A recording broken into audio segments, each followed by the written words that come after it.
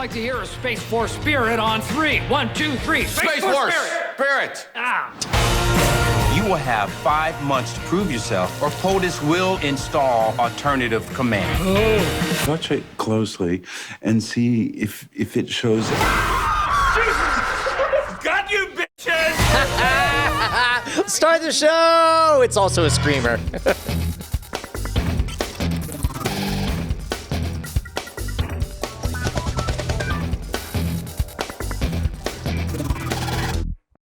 Welcome to Cordkillers, the show about watching the stuff you love when you want, where you want, however you want. I'm Tom Merritt. Hey, I'm Brian Brushwood, and most importantly, that looked to my spying eyes as Space Force, did it not? That was Space Force. That was a season 2 trailer for Space Force. That's coming back to Netflix February 18th. I ended up watching all of Space Force. I must have liked it more than nothing. Did the joke ever become anything other than a Space Force?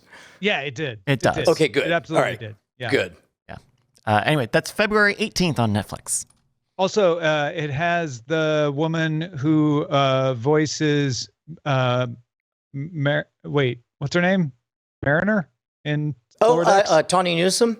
Yeah. Tawny Newsome is in Space Force. Yeah. Well, you know who's not in Space Force but is on the show? No. Naaim Siddiqui, a.k.a. Kuhan. You can't prove I'm not in Space Force yet. I very well could be. We don't know. True. I mean, we're all in space when you think about it. So I can't say. Yeah. Hey, Naaim, welcome back. It's good to have you, man. It's great to be back. Shall we move right on into our primary target? Only if it's on Earth. So provincial of you. The Wall Street Journal reports on data from a company called Antenna. They go and they get people to agree to let them monitor their emails so they can tell when people are subscribing or unsubscribing from things. And it shows that Brian's philosophy on streaming subscriptions is having an effect. That may not be how Antenna puts it, but that's how I'm putting it. Major releases are a big driver that get people to sign up for streaming services. But the data shows that if the hits don't keep on coming, people leave. The day Hamilton came to Disney Plus, they got 450,000 new signups. That's about 300,000 or so more than any other peak day, and well above the average, which is somewhere around 50,000. Wonder Woman 1984 shot HBO Max signups above 400,000 a day. That came well above the 200,000 peak that they had of their second highest day of that year.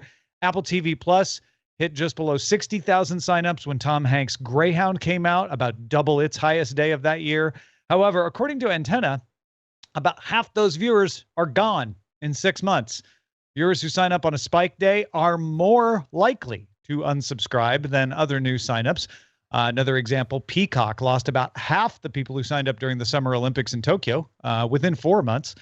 Netflix and Hulu seem to buck that trend a little, though, probably because they're always adding new items. In Hulu's case, they've got broadcast stuff feeding them. Netflix's case, they've just been doing this longer, so they've got a calendar going on. And in Hulu's case, it's partly because they add episodes on a weekly basis instead of giving you all of them at once.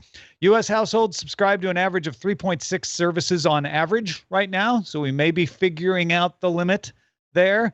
And it really does look like we are leaving the gold rush era of, gosh, how many more of these services can people start?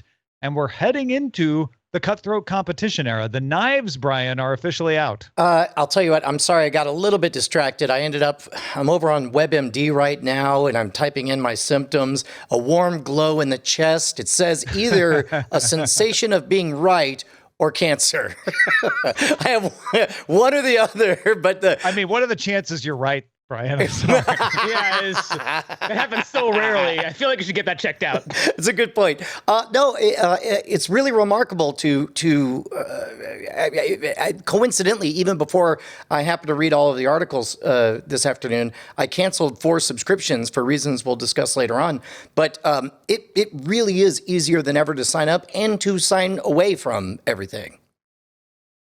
Well, I think that's part of what has always been said on this show about what's great about these services and why, people will complain sometimes that it feels like cable because now I have to get this channel, that channel, this channel. But with cable, you can't just cancel easily when something goes away and sign up when something new starts.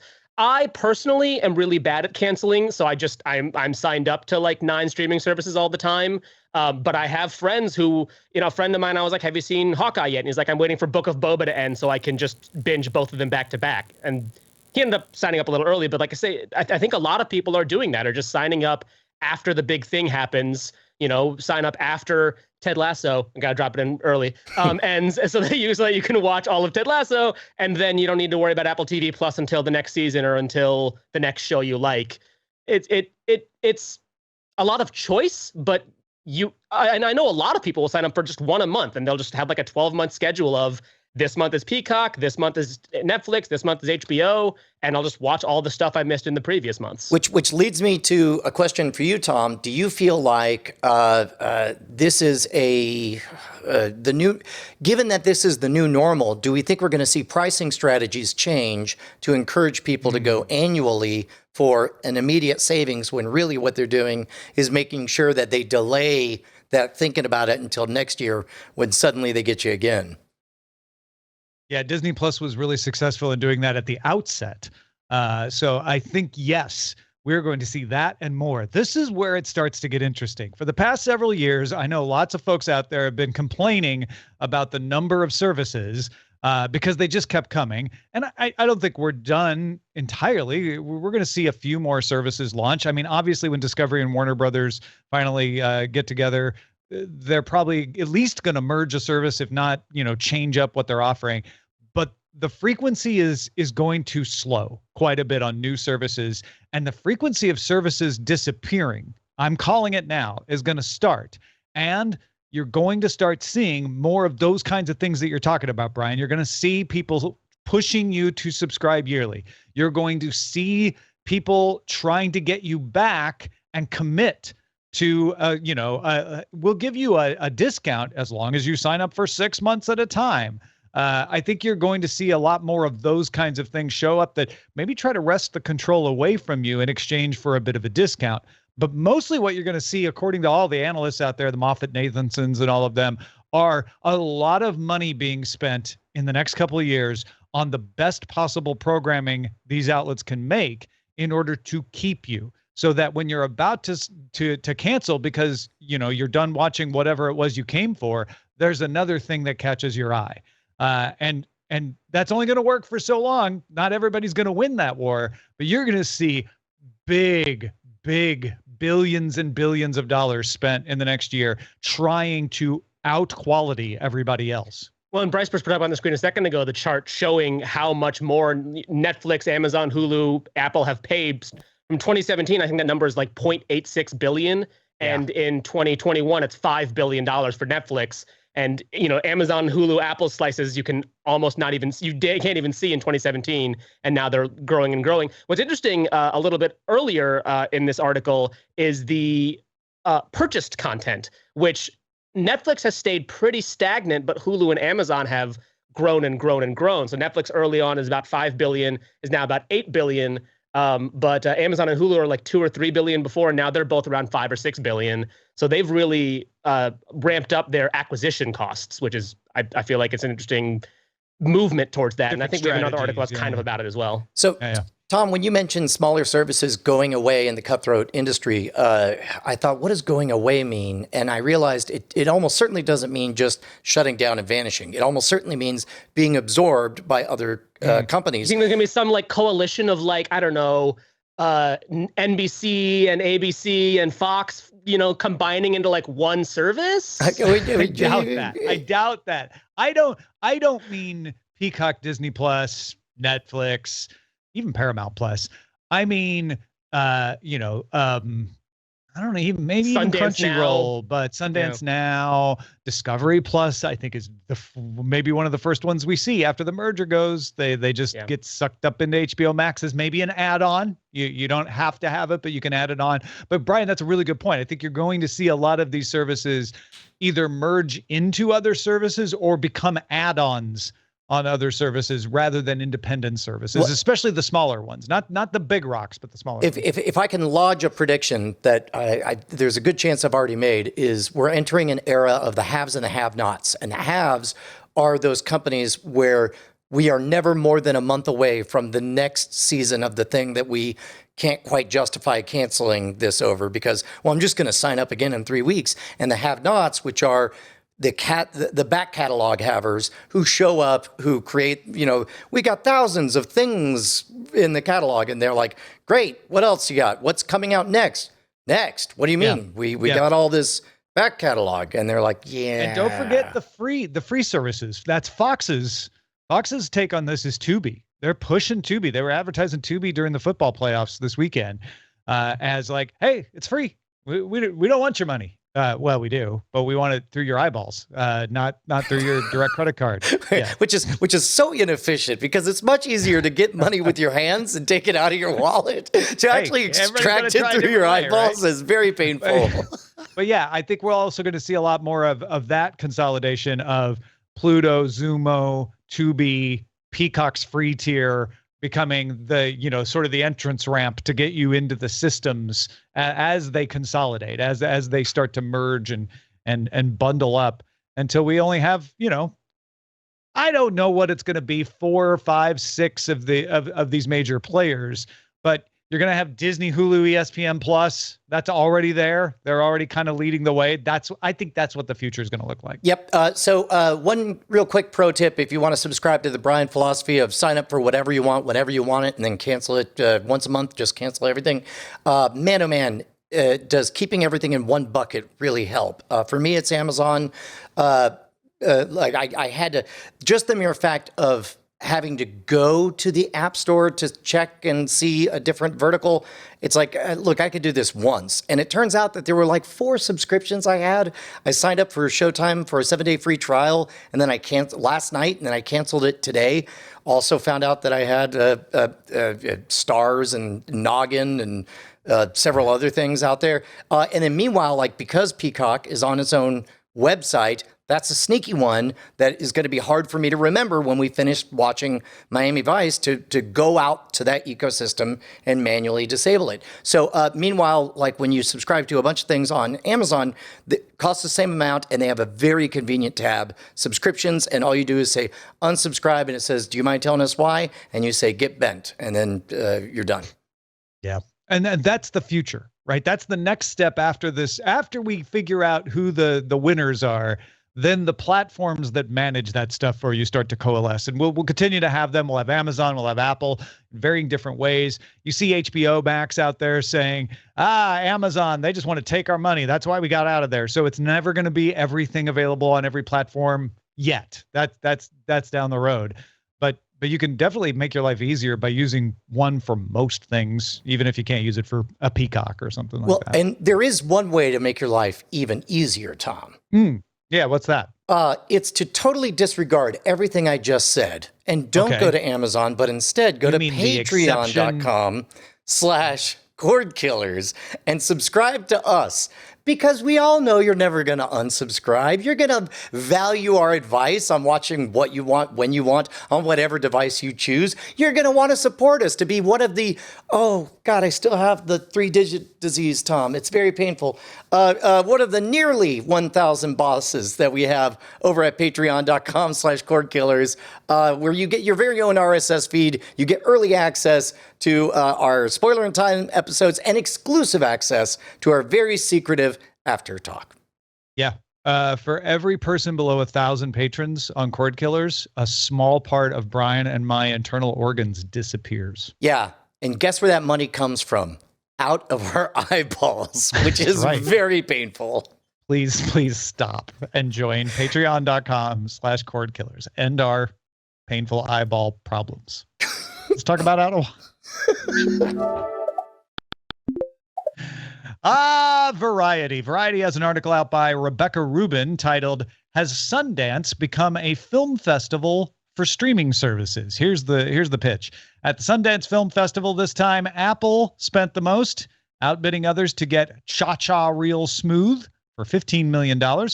Rubin points out that streamers can do this because they don't have to sell movie tickets to make money off an acquisition. And the studios who do have to sell theater tickets to make money are having a harder time than ever getting people into theaters for anything that doesn't have at minimum 3 Spider-Men in it. There are more hybrid auctions as well, like Emma Thompson's Good Luck to You, Leo Grand, which sold to Searchlight and Hulu. So Searchlight will put it in theaters, Hulu will put it online, little joint venture. The unspoken implication here is that nobody knows when theaters are going to be back in full and what that will mean for smaller and indie films when it does eventually happen, for sure. In the meantime, there's sure money from streamers, which may be moving the indie scene onto the home screen, Brian. And I'll tell you what, if there's any, if I stumbled into being right again twice in a row, like that would ever happen, and we're entering a world of the haves and the have-nots, this becomes like this insatiable appetite for new content is only going to get stronger. And I can't see why. I mean, I don't even see, Naaim, I don't even see a path to theaters really surviving outside of being owned by Netflix's and Hulu cinemas or whatever. Well, I think you still will have the big, like the Spider-Mans or the Suicide Squads or, the big tentpole movies will still make money. And theaters, I was a supervisor at a movie theater for 3 years. The theater makes their money on the concessions, right? That it's not a movie business, it's a concession business. I think we all know that. But even I went to probably more movies than the average person in 2021 after I got vaccinated. And one big thing AMC did while I was working there, I think it was 2018 or 2019, was they added a artisan films program, which was the idea was to hear the indie movies, the movies that might not make it, as big as they would otherwise. And the two artisan films I saw last year were The Green Knight and Last Night in Soho, both of which were, I don't think would have been artisan films in 2017. Like it really Green felt Knight like they, right? Yeah, and Last Night in Soho was an Edgar Wright movie. Like, I don't think that would, especially coming off of Baby Driver, I don't think it would have been an artisan film. So I'm, I feel like even the theaters are now like calling movies that are decently budgeted and with a decently, well-known cast, decently well-known director, they're still calling those movies artisan films. House of Gucci, Licorice Pizza, West Side Story. Like, West Side Story is a Steven Spielberg movie. That's an artisan film, like it really feels like they're that little upstart Steven Spielberg put together a little film. Let's watch. Yeah. Well, so here's my big question to both of you guys is, do you think this is the kind of thing where it's going to be a very public buyout of movie theaters by the streaming services? Or do you think behind the scenes, AMC will quietly become owned by, your Amazons or Netflixes or whatever, but they'll maintain the branding on it? Or do independent theaters and chains continue to thrive and survive? Like, I don't see the Alamo selling out to anyone. Yeah, I think the big chains, of which Alamo is trying to be one, but the AMCs, the Regals are still going to stay independent. Maybe at some point a streamer buys a share, but like AMC is owned by a big Chinese company. Like, I don't think they're interested yet in selling to a streaming service. And streaming services, Netflix especially, is not really interested in putting their movies in theaters. They don't really care about that vertical. Amazon does, and in the article actually specifically mentions two Amazon films, The Big Sick and Late Night, both of which were Amazon films, but Amazon put in the theaters, took some money out, and also put on Blu-ray, by the way, which is something that Netflix doesn't do, and very much frustrates me as a Blu-ray purchaser. But I know that I'm a dying breed there. But yeah, I just don't see that happening. There might be some of the smaller independent cinemas that get bought up by an Amazon, as they are currently being bought up by the Regals and AMCs of the world. But I just don't see it happening, at least not anytime soon. But I do see movies for adults, not like adult movies, but like movies that you can't take your kids to necessarily. Not that West Side Story is one of those. You can take your kids to West Side Story. It's West Side Story. You're talking about boring movies. They're called boring. Yeah, exactly. I feel like those are starting to move towards the streamers. And I don't know if that's a good thing. I don't know. The Knives Out sequels are going to Netflix. That's really frustrating. No, I 100% agree. I like arty cinema being in a cinema. I prefer that to it only being. Cinema. Anytime I go into a cinema and I see arty, I'm like, arty cinema's here. But my point is I understand right now the contrast has turned way up. It's either a giant tentpole popcorn TV or movie, or it's streaming. And I'm with you. Like there are certain movies that, like for example, the re-release of the Guillermo del Toro in black and white. Is it Monster Alley? I think. I want to go see that in a theater to experience it in a theater environment. Yeah, two things real quick. The Wanda Group, the Chinese company that owns AMC theaters, recently diluted. Silver Lake bought a bunch of shares, and it recently diluted its shares, so they don't have the control over AMC. In case there was anybody out there following that, wondering about when Naaim said that, that is kind of changing because of the pandemic. That is true, and I think probably a big part of it was COVID really affecting, and I'm sure, and also probably partially the meme stock of AMC making it a lot more palatable for the company to be like, let's get out now, make the money that we make, and but going back to this idea, to Brian's question from a minute ago about, will the streamers own the theaters? We got two different things here, and you guys touched on it just now, which is there's the how many Spider-Men are in it? Great, we'll play that. That's going to keep AMC and Cinemark and Regal going for a while. So I don't think streamers buy them. What we need to get over is this idea of, well, it has to be in the theaters first for every movie. And I think we are getting over that. And the faster we get over that, the better. Whether it's in an AMC theater or a Landmark or some even smaller art film theater, there should be partnerships between the streamers. Maybe not owning, but partnering with small theaters to say, yes, these are going to be on Netflix, but we'll sponsor a Netflix night out at the theater to say, like, come see it on a cool 16 millimeter projection. Come see it in a double feature with the actual film that inspired it, that it references.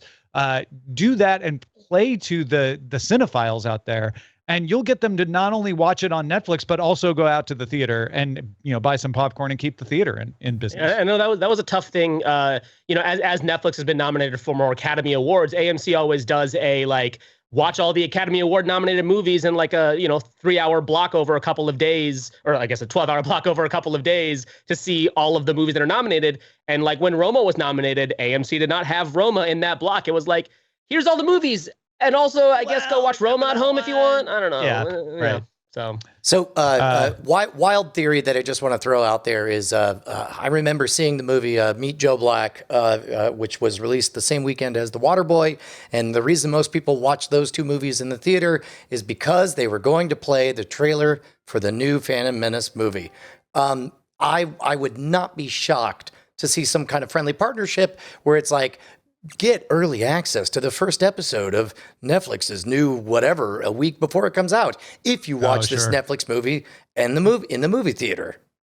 I mean, if AMC will rent out to Fathom events for operas and things, that church. have an audience, but it's a smaller audience. The cinema across the street turns into a church. Absolutely do. Yeah.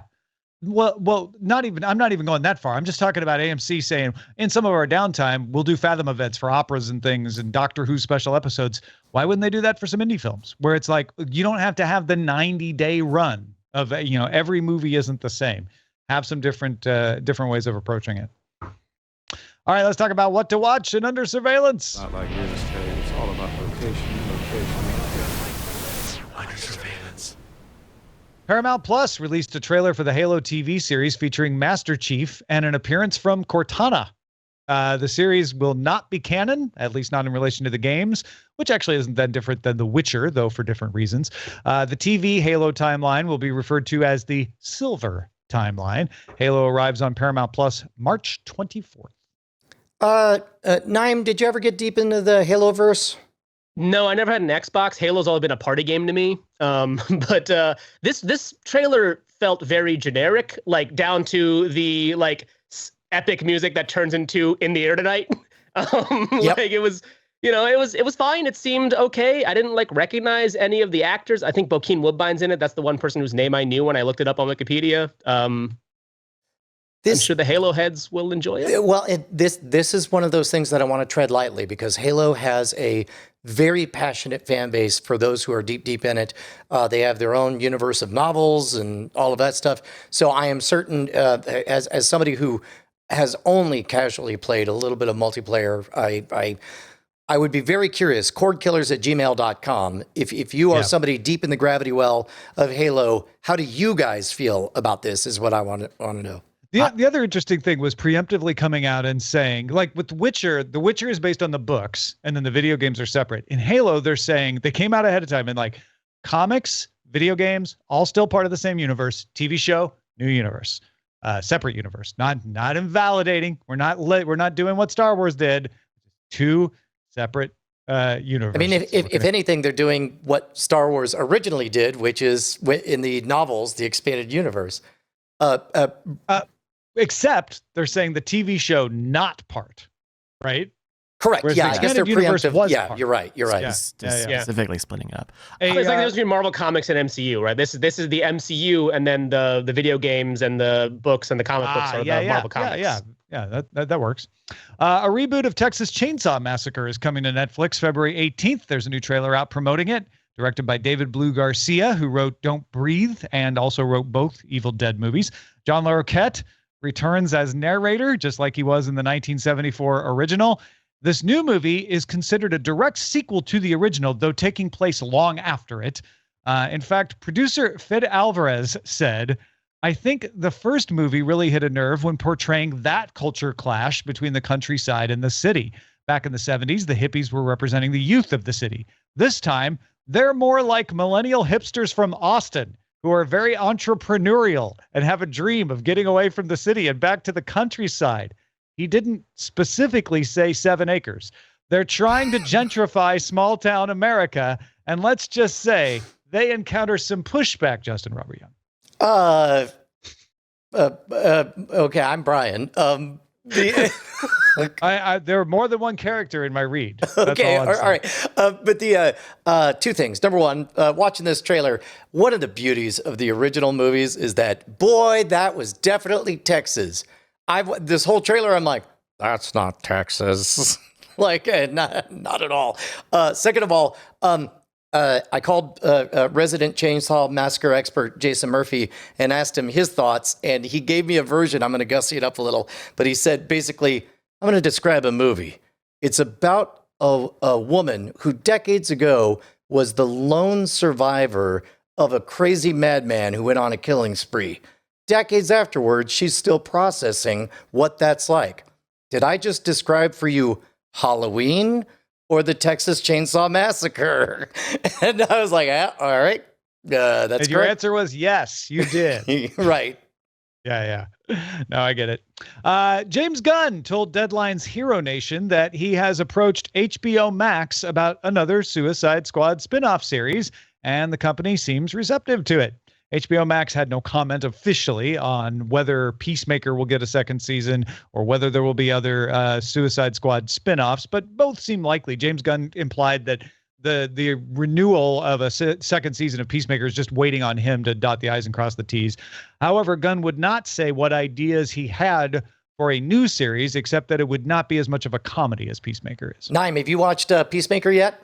I haven't yet. I have. It's on my list of things I need to watch. Everyone's raving about it, so I definitely want to watch it. One thing is he never specifically said it's going to be Suicide Squad related. He said in the universe, so it could be something else. DC. Oh, good. In the Suicide Squad universe, but you're right. He was sort of like leaving himself room to be like Suicide Squad's in the DC universe. So yeah. So it'd be interesting if it. I mean, I'd expect something Suicide Squad related because that's something he's already done. But yeah, it's very possible that he's like, no, I want to do a Plastic Man series, which would be great. Oh my God, also, that would be great. Comedy, so like probably not that, but that'll be incredible, right? Also, in that same article, he was very coy. He did not confirm or deny whether or not there would be a second season, but he did just casually drop that it's the most popular show on the planet right now. So I'm going to guess that this is all keep them jaws shut during negotiations time. Well, and he also literally said, I got to dot the I's and cross the T's. So I think what I took from it was like, HBO could announce a renewal if I got off my butt and filled out some paperwork and like answered a couple of questions. You know it, I know it, HBO knows it, we all know it. Exactly. All right, let's talk about what we've had our eyes on when we're not using them to pay for things. We're watching things. Naaim, what are you watching? So what I have really been enjoying, in fact, I binged it all in less than a week, was there's a CBS show, Ghosts, but there's also the original BBC version, which is on HBO Max. Same name, Ghosts. It stars Charlotte Ritchie and a bunch of... The premise, I'm sure if you've seen the ads for the CBS version, which is also on Paramount Plus, which I also did watch. But the premise is basically this woman inherits a house, and she and her husband move into that house because they decide they're going to turn it into a hotel or a B&B. And it turns out the house is haunted, and then the woman has a near-death experience, and suddenly she can see the ghosts. I like the American version as well. I think it's fun, but the British version really, really captivated me.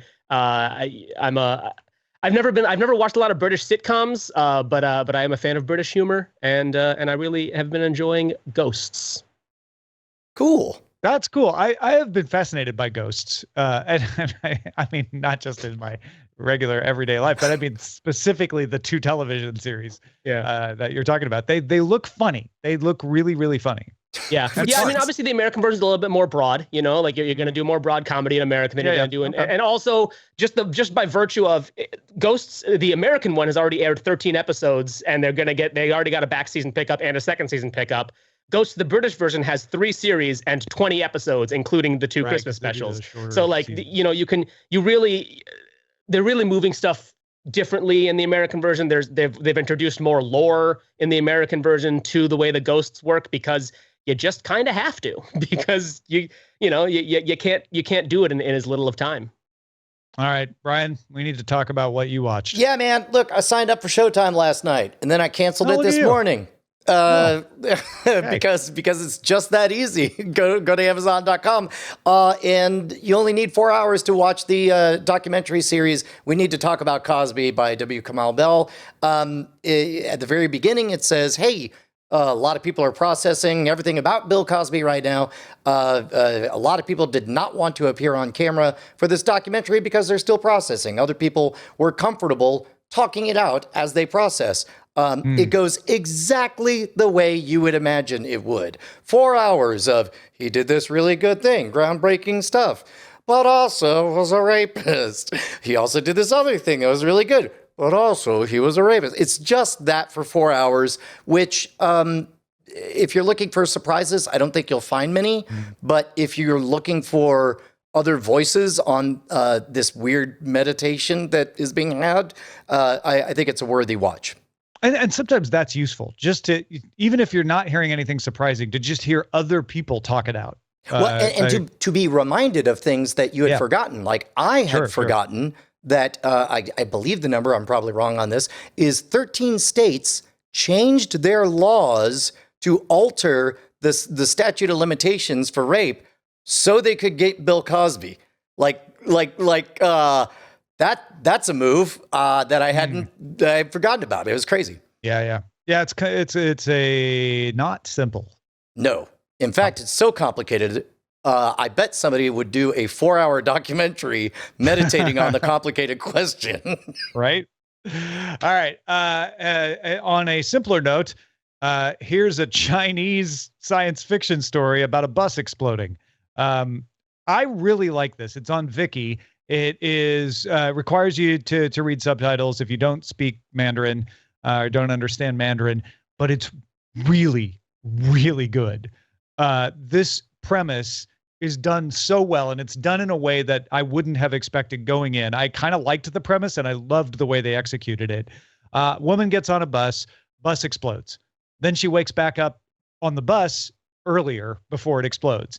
And a couple of times through before she really realizes what's going on. But you don't start there. You actually start after she's been through the time loop a few times, and then she starts to try to explain to people what's happening. And of course, nobody believes her and all of that. So then there's spoilery type things that I would have to tell you to really convince you to watch it. But there are other people that can get pulled in, and there's ways of preserving information across the time loops to help them out. But it's very simple. This bus is going to explode at 1:45, no matter where it is, or will explode if you spook the person who has control of the bomb.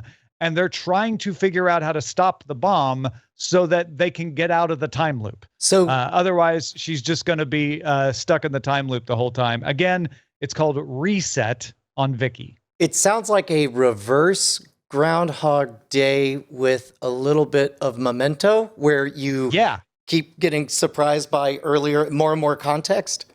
Well, it's that way at the Memento stuff for the first couple episodes for sure. Then you start to proceed more linearly. But still, there's every time I think like, okay, it's got to get boring now because we know what happens. And they discover another thing, or they try another thing, or I'm sitting here like, why don't you just go up and ask the bus driver to stop? And then she does it, and it doesn't work, and you see why, and you're like, oh yeah, I guess that might happen. It's a really fun puzzle show, if nothing else. Cool. All right, Bryce, what should we be on the lookout for? Hey, Jeff, who is our 894th boss, shared an on the lookout pick in an email with us. Jeff writes, I have a what to watch suggestion with the docuseries How To with John Wilson on HBO, with the second season recently released. The genius of this show is the ability of documentarian John Wilson to weave together a narrative based in the form of a tutorial like concept based on captured footage, and is nothing short of the single best love letter to NYC since The Warriors. This has Brian Brushwood written all over it. Oh, except for it was definitely addressed to one Bryce Castillo, who brought this to our attention with season 1 when it first came out, right? That's right. This was actually one of my Killy picks at the end of 2020. I think this is great. Like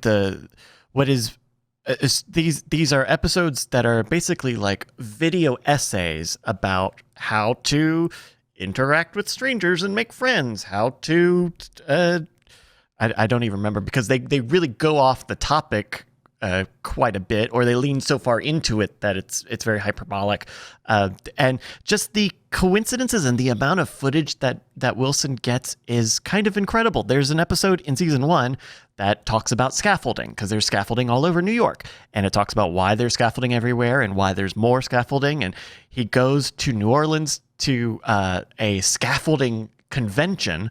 He ends up taking footage of I believe a casino that they were building at the time, which had all this scaffolding as well.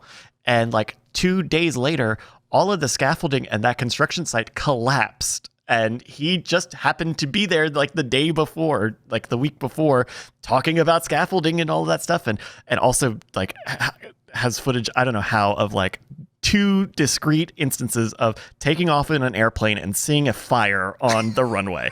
two discrete video clips. Like, I'm tempted to believe that the original title was "No, seriously, now watch this." Like, I got this shot too.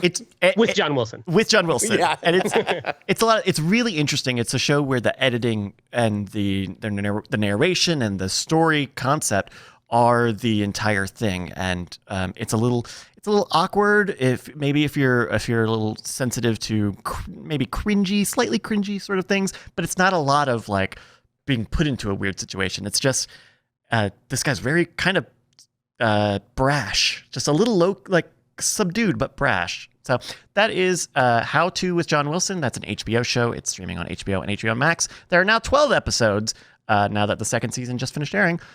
Streaming now. If you've got something we should be on the lookout for, email it to us, please. Cordkillers@gmail.com. Oh, Brian, will you ever be able to have a computer to run your empire off of?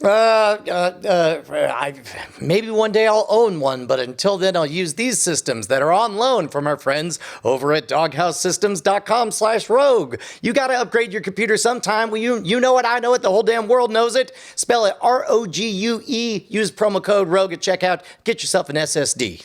That rhymed. Yeah. Better than the hamster anything wheels else they going used to on? have me on here. Yeah. Well, if that's all, then I motion we move on to the front lines. Yes. Front lines. I love me a 1960s sports reference, so I'm very happy about this story. For the first time since 1967, 2 major broadcasters in the U.S. will simulcast a sporting event. In 1967, NBC and CBS both broadcast the very first Super Bowl. Now, another thing I love is an 80s sports reference to the USFL. And on April 16th this year, Fox and NBC will both broadcast the return of the United States Football League as the New Jersey Generals face off against the Birmingham Stallions. The USFL is unaffiliated to the original one. This one is controlled by Fox Sports, and Fox and NBC have split up broadcast rights for its season. NBC Sports, for the simulcast, is going to handle the pregame, halftime, and postgame. Fox is going to produce the game coverage. And unlike the Super Bowl, you're not going to get two different versions. Both networks are carrying the same programs with the same non-local commercials. Here's the thing I never thought I'd say. Naaim, Bryce, as two people who likely are more interested in football than I am, what do you guys think? Listen, it's Brian. You're here, and I'm like here, so it's not that much. Although I am surprised at how many football leagues have popped up in the last few years. There was the AAF, which then folded, the XFL, which then got bought by The Rock, and now the USFL. It seems tough for because I know the XFL is also planning on coming back, so it seems tough for there to be to support this many leagues, especially as football. It feels like people are diminishing interest as. The attempts are all being made to bring football year round. Right. The idea is Spring we want football. to have a way that people can watch football every week year round without stopping if they want to. We know that more people will watch the NFL than whatever else we get out there, but we got to keep trying until we find a way. That's what the AAF was about. That's what the XFL has been trying to fill. That's what the USFL is going to try to fill. I don't know why they don't try to bring back the WFL, the World Football League from the 70s. Come on, if you're going to try all these things, I'm sure it's coming soon. I'm sure. Yeah. I don't know why they don't televise CFL games. Just move the CFL season. They do. They televise CFL games on ESPN Plus, and it was beautiful this past year. I could watch every BC Lions game. It was the best. Bring back the World League of American Football. That was in the 90s. I liked the AAF. I'm into the idea of spring football. But it's very difficult because football is so demanding and the good players don't want to play in two leagues at once. But I mean, if the CFL could shift a little more, but they can't. And there's very good reasons why they can't. But that would be the solution. But they maybe have to if you like sports, you should watch baseball. It's a superior sport anyway. All right. And in other news, it's earnings time. So we have lots of check-ins on how the streamers are doing. Peacock announced it has 16 million paid subscribers when you count free users. Peacock reported 24.5 million monthly active users. Peacock makes about $10 a user, which is better than they expected. Man, okay. All I'm going to say to Peacock is you just wait till I get tired of Miami Vice. I am outie. Hold my beer, Peacock. HBO and HBO Max now have 46.8 million domestic subscribers. That's up 5.3 million on the year. Their average revenue per user is $11.15. Globally, HBO Max is at 73.8 million, up 13.1 million. That's the biggest single-year subscriber increase in HBO's 50-year history. AT&T said the merger of Warner Media, which runs HBO Max, with Discovery is expected to close somewhere between April and July. So by July, it will no longer be part of AT&T. The new company is, if you don't recall, going to be called Warner Brothers Discovery because they don't have imaginations. Yeah, well, get ready because Disney Plus announced it's going to expand to 42 more countries, including South Africa, Turkey, Poland, and the United Arab Emirates. This will put Disney Plus in 106 countries, a little more than halfway to where Netflix is. Disney says it should hit 160 countries by the end of fiscal 2023. Disney says it has 179 million subscriptions across Disney Plus, Hulu, and ESPN Plus. So there. Within the next year, Disney's going to catch Netflix on subscribers. Well, name one other company that's got anything going on. I think we covered them all. Let's see. Disney, I got the Peacock. Oh, we didn't get Viacom CBS this time, did we? I was teeing up the next story. Oh, Apple! Stand by Tom and ready Tom. Cue Tom and go Tom. Is that a segue? Yeah. Hey, you're not supposed to call those out. Well, someone once told me. Tom's not used to segues is what it is. But I don't believe it. Say it again, Brian. Yeah, who else is there in that space? Well, I'm glad you asked, Brian. Apple CEO Tim Cook focused on the number of awards and nominations that Apple TV Plus programming slate has enjoyed. 200 award wins and more than 890 nominations, rather than touting viewership or subscriber numbers.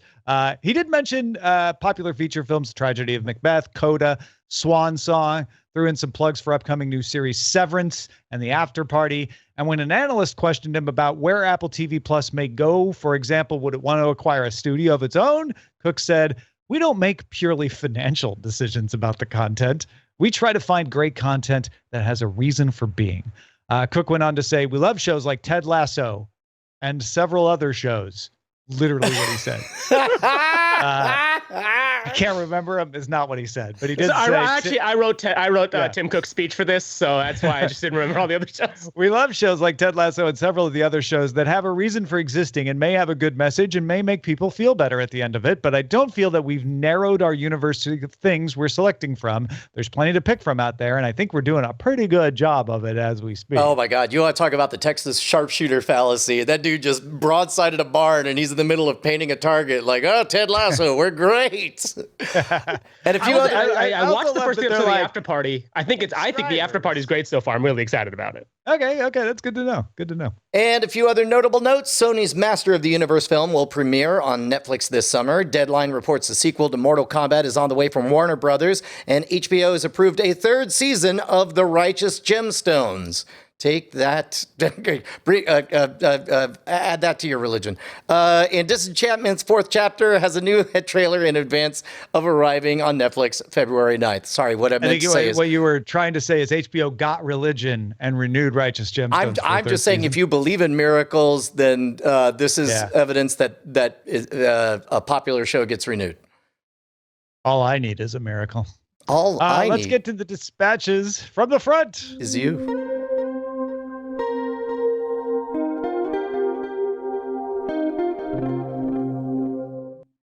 Jeff writes in, "Hey, Bossman number 894 here with a few thoughts from recent episodes. $20 is the proverbial line in the sand for Netflix monthly, which would mark approximately 60% increase in my subscription rate since signing up less than 10 years ago. And that, my friends, is a bridge too far. I would then only dip in and out as warranted." So we wouldn't stop watching altogether. Number 2, I believe I am a unicorn when it comes to Cordkillers, and that I'm not a sci-fi guy in any way, shape, or form. I've never seen a single Star Wars, Star Trek, MCU, DC piece of content, ever. And I don't share this as some sort of dumbass humble brag, but instead to say I find the informational value of your shows so compelling and thought-provoking that I can't not be a patron. Just wanted you to know us non-sci-fi folks are out there. See, if there were only 6 more people like Jeff, I wouldn't have my terrible 3-digit disease. Be like Jeff. Be like Jeff. 9 more people like Jeff. 9. Well, you know what? We're at the end of the month, which means a bunch of people are about to drop. We probably need 20 or 30 more Jeffs, is what I'm saying. Let's just get 200 or 300 more Jeffs going right now. Why don't we in Patreon? Let's get like 500-600 more Jeffs. Let's get a couple thousand more Jeffs going. 501 Jeffs, 502 Jeffs. 2,000 Jeffs, please. Innumerable Jeffs. Belissa writes in saying, "Hi, Tom, Brian, and Bryce. The recent news of a Netflix price hike made me realize that Netflix is getting close to the price of HBO. And at the same time, HBO Max has run 2 promos recently with price breaks for new or lapsed subscribers, something I can't remember Netflix ever doing. I definitely think $15 a month is a price point above which I'll be pausing my Netflix account much more often." And again, nobody's saying they're going to walk away. Yeah, everybody's just talking about taking a break. I've also found a way to save money on some other streaming services, a sort of modification on the Chicken Challenge. Once you cancel, they try to lure you back with offers that give you a temporary discount. I've done this with Paramount Plus and Starz. It's worth the time for those of us who are looking for any savings. Thank you very much, Belissa. As a matter of fact, that accidentally happened because we host a few premium passworded videos on Vimeo, some magic tutorials and stuff, and I just straight out forgot to renew, and then it hit me up today saying, "Okay, we get it. It's expensive. Please renew and get 20% off." Like, all that stuff is automated. I was like, don't mind if I do. Thank you so much. And then finally, we got this from Shelton in Virginia. "I'm a new boss as of today." Oh, welcome, Shelton. "And I just had a quick question. Are there plans on bringing back the movie draft? The winter and summer movie drafts were a really fun part of the show, and 2022 seems like it'll be a gigantic year for movies, from Marvel to DC, Avatar sequel, and everything in between. Thanks for your time. Love the show. Holy cow. I think we have our topic for our After Talk segment for the patrons only. Yeah. It's time to talk about it for sure. Like it does. Only will take less than 4 hours, and we'll actually have a definitive. We won't have an answer. And really, we just need to talk to Eileen, the commish. We really just need to ask her what she thinks. Yeah. Is there a permanent enough roster? Yeah. Good. See, okay.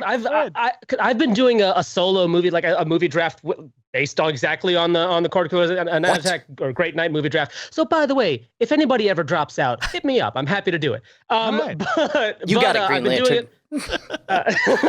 I've been doing it with a group of friends of mine for years, and the last couple of years we just haven't. And it's just every so often it's like, so are we gonna do this again? It's like I don't know. Are we gonna do it? Like, we're gonna do it again eventually. It's gonna happen. It's just, when is it the time right? So, well, Yep. It's getting close. If not now, soon. I mean, maybe. We'll talk soon. Yeah. If you're a patron, listen to the After Talk. We'll talk all this out. Thank you, Naaim, for being with us. Before we go, is there any place people can go to follow you and see what you do and check out all your work? Yeah. Follow me on Twitter, twitter.com/Kuhan. Every Tuesday night at 9 p.m. Eastern time, or most Tuesday nights at 9 p.m. Eastern time, I'm on a show called Technically Correct. That's on youtube.com/geekswhodrink. It is a trivia panel show. We play trivia game and we try to make funny jokes. It's a lot of fun. I also do a baseball podcast called Our Baseball Weekly. You can find that wherever you find podcasts. And I don't know, follow me on TikTok, Kuhan Luke. Excellent. Our website is cordkillers.com. Our email address is cordkillers@gmail.com. We're live on twitch.tv/Night Attack. Also carried on diamondclub.tv. Mondays at 7 p.m. Eastern is when that happens. 4 p.m. if you're in the Pacific time zone. 3 Mountain, and you figure it out. No, 5 Mountain, whatever. You can figure it out. But what if you're on the moon, Tom? What time is it on the moon? Time. What time is it on the moon right now? Goodbye. Abolish time zones. Hey, Tom Merritt, what's going on? I'm just hanging out here watching this scroll go by. What are you doing? Trying to set up a bit where we thank our beautiful, beautiful patrons, all these wonderful names. I'm sorry, I'm too distracted looking at these beautiful, beautiful patron names going by. Look at that one. I mean, if you wanted to be one of these people, patreon.com/cordkillers would be the place to go. I mean, they're scratching our itch, like, because we're addicted. As long as it's consensual, like, we're addicted to their money. And love. Might as well face it. Well, God damn it. Diamond Club hopes you have enjoyed this program.